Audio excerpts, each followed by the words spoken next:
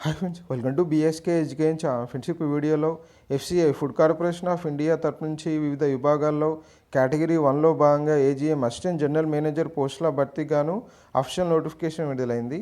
So ఇప్పుడు ఆ notification సంబంధించి పూర్తి వివరాలను వీడియోలో చూద్దాం.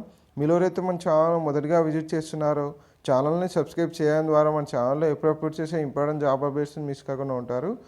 సో ఎఫ్సిఐ తరపు నుంచి విడుదలైన నోటిఫికేషన్కి ఎవరైతే ఎలిజిబిలిటీ క్యాండిడేట్స్ ఉంటారో వారు ఆన్లైన్ త్రూ మాత్రం అప్లికేషన్ అనేది చేసుకోవాల్సి ఉంది. ఈ వీడియో కింద డిస్క్రిప్షన్ బాక్స్లో ఆఫీషియల్ లింక్ ప్రొవైడ్ చేస్తాం.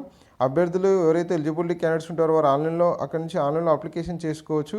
మరి నోటిఫికేషన్ యొక్క పీడిఎఫ్ను డౌన్లోడ్ చేసుకొని నోటిఫికేషన్ పూర్తిగా తెలుసుకోవచ్చు. సో ఒకసారి మొదటగా వేకెన్సీస్లో భాగంగా చూసినట్లయితే assistant general manager in general administration డిపార్ట్మెంట్లో మొత్తంగా 30 వేకెన్సీస్ ఉన్నాయి. అందులో కేటగిరీ వైజ్గా SC, ST, OBC, EWS, unreserved కేటగిరీకి సంబంధించి వేకెన్సీ అనేవి రిజర్వ్ చేయబడ్డాయి. ఈ జనరల్ అడ్మినిస్ట్రేషన్ పోస్టులకు వచ్చేసి 30 ఇయర్స్ లోపల వారు అప్లై చేసుకోవచ్చు.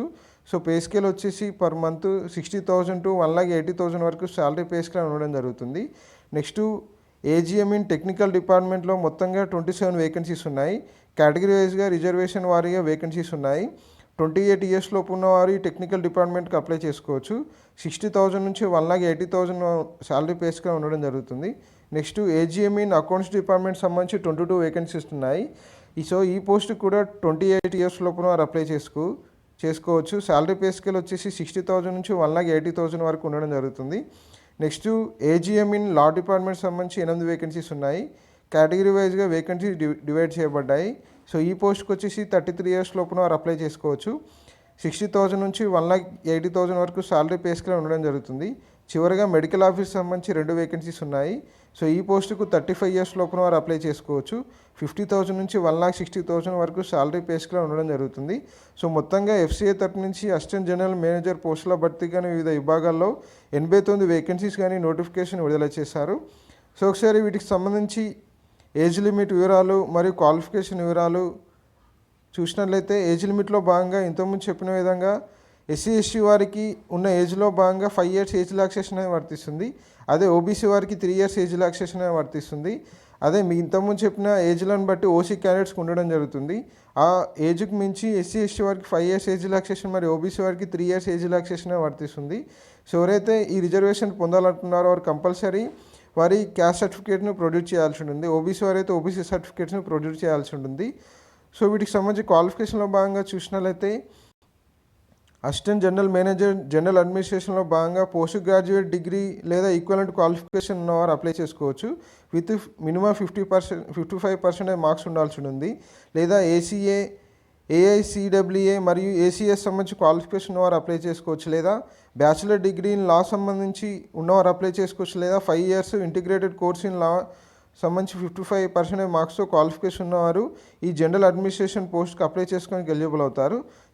Next assistant general manager technical department సంబంధించి BSc in agriculture with minimum 55% మార్క్స్తో ఉన్నవారు అప్లై చేసుకోవచ్చు. లేదా బీటెక్ డిగ్రీ ఇన్ లేదా BE degree in food science సంబంధించి బీటెక్ క్వాలిఫికేషన్ ఉన్నవారు మినిమం 55% మార్క్స్తో ఉన్నవారు ఈ టెక్నికల్ డిపార్ట్మెంట్ పోస్ట్కి అప్లై చేసుకోవచ్చు.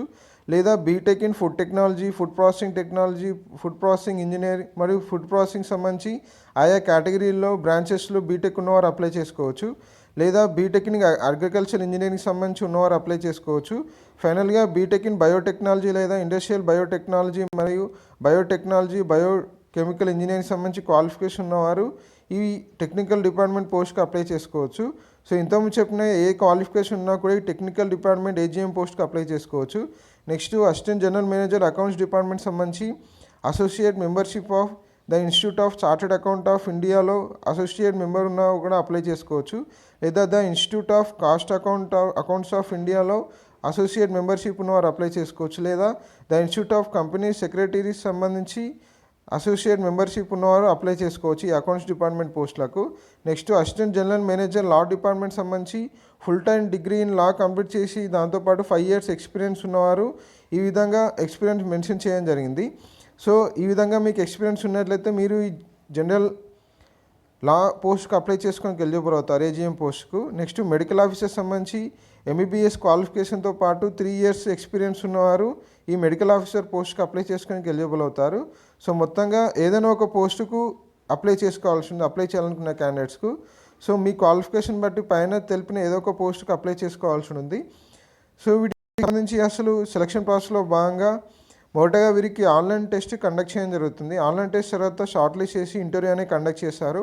ఫైనల్గా ఆన్లైన్ టెస్ట్ నుంచి 90% మార్క్స్, ఇంటర్వ్యూ నుంచి 10% మార్క్స్ తీసుకొని 100% మార్క్స్ గాను సెలక్షన్ ప్రాసెస్ అని మెరిట్ లిస్ట్ ప్రిపేర్ చేసి డాక్యుమెంట్ వెరిఫికేషన్ చేసి ఫైనల్ సెలెక్షన్ చేయడం జరుగుతుంది. సో ప్యాటర్న్ ఆఫ్ ఆన్లైన్ టెస్ట్లో భాగంగా చూసినట్లయితే జనరల్ అడ్మినిస్ట్రేషన్ సంబంధించి కేటగిరీ పోస్ట్కి వచ్చేసి 180 క్వశ్చన్లు 2.5 hours డ్యూరేషన్లో, reasoning, data analysis, numerical ability సంబంధించి 45 క్వశ్చన్లు, general awareness and current affairs సంబంధించి 45 క్వశ్చన్లు, మరియు మేనేజ్మెంట్ అండ్ ఎథిక్స్ సంబంధించి 45 క్వశ్చన్లు, agriculture economy and computer awareness సంబంధించి 45 క్వశ్చన్లను ఇవ్వడం జరుగుతుంది.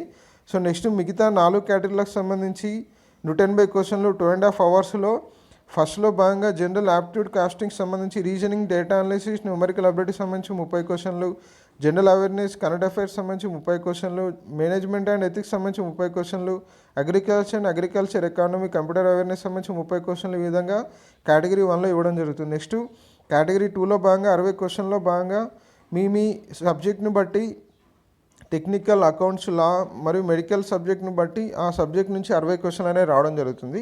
సో అభ్యర్థులు ఈ విధంగా ఎగ్జామినేషన్లో ప్రిపేర్ కావాల్సి ఉంది.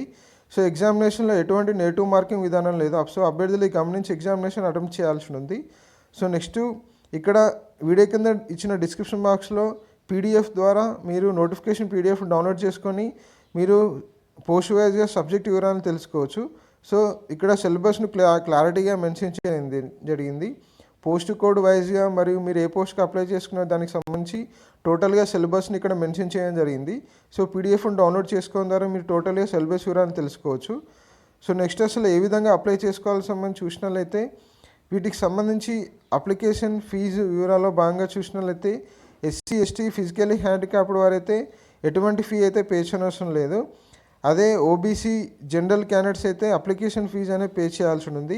SC, ST, physically handicapped all women candidates అయితే ఎటువంటి ఫీ అయితే పే చేయనవసరం లేదు. మిగతా క్యాండిడేట్స్ అయితే 1000 రూపీస్ అనే అప్లికేషన్ ఫీ అనేది పే చేయాల్సి ఉంది. సో నెక్స్ట్ ఎగ్జామినేషన్ సెంటర్స్లో భాగంగా చూసినట్లయితే AP అభ్యర్థులకైతే అమరావతి, విజయవాడ ఏరియాలో ఎగ్జామినేషన్ సెంటర్స్ ఉంటాయి. అదే తెలంగాణ క్యాండిడేట్స్ అయితే హైదరాబాద్లో ఎగ్జామినేషన్ సెంటర్ అయితే ప్రొవైడ్ చేయడం జరుగుతుంది.